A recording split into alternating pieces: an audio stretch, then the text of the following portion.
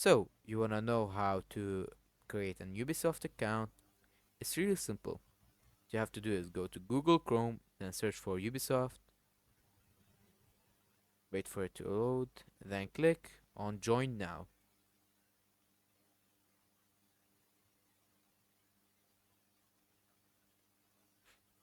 Gonna wait for it to load.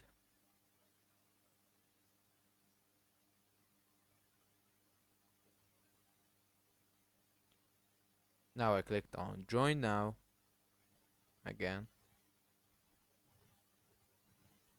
And when it loads up, it will show you the subscription plans. So let's wait.